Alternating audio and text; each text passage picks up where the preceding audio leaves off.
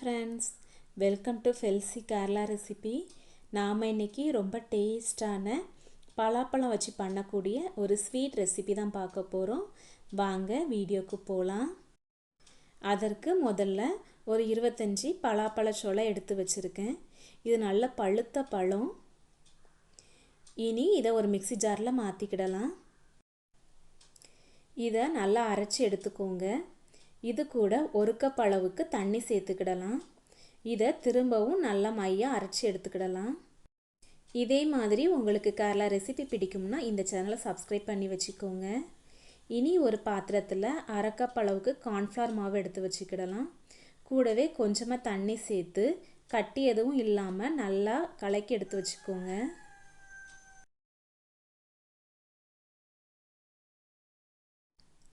இனி ஒரு பாத்திரத்தில் நாம் அரைச்சி வச்சுருக்கிற பலாப்பழங்களை சேர்த்துக்கிடலாம். இதை நல்லா கலந்து விட்டுக்கோங்க. கைவிடாமல் நல்லா கலக்கி விட்டுக்கோங்க. ஒரு 3லேருந்து 4 நிமிஷம் ஆனதும் நல்லா கொதிக்க ஆரம்பித்து கலர் எல்லாம் மாறிடும். இந்த நேரத்தில் ஒரு அரை கப் அளவுக்கு சீனி சேர்த்துக்கிடலாம்.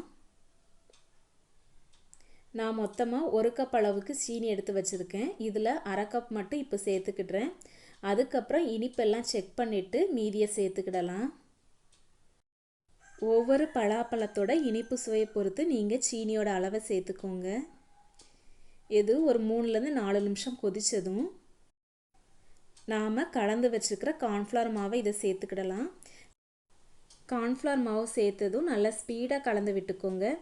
ஏன்னா இது உடனே கட்டிப்பிடிக்க ஆரம்பிக்கும். இனி அடுப்பை சிம்மில் வச்சு நல்லா கலந்து விட்டுக்கோங்க. இனிப்பு இந்த நேரத்தில் செக் பண்ணி பார்த்துக்கோங்க. நான் இன்னும் கொஞ்சம் சீனி சேர்த்துக்கிறேன். மொத்தமாக 3/4 கப் அளவுக்கு சீனி சேர்த்துருக்கேன். பலாப்பழ ஃப்ளேவர் பிடிக்கிறவங்களுக்கு இந்த ரெசிபி கண்டிப்பாக பிடிக்கும். கண்டிப்பாக செஞ்சு பாருங்கள். இது ஓரளவு கட்டியானதும் 2 டேபிள் ஸ்பூன் அளவுக்கு நெய் சேர்த்துக்கிடலாம். நல்லா கைவிடாமல் கலக்கி விட்டுக்கோங்க. ஒரு 20லேருந்து 30 நிமிஷம் நல்லா கலக்கி விட்டுக்கோங்க.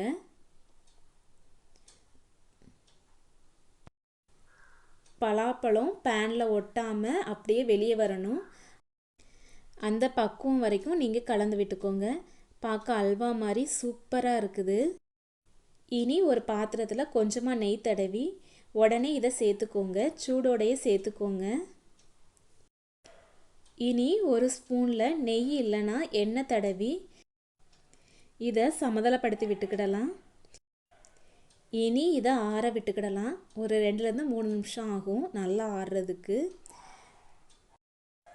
இல்லைன்னா நீங்கள் ஃப்ரிட்ஜில் கூட வச்சுக்கிடலாம்.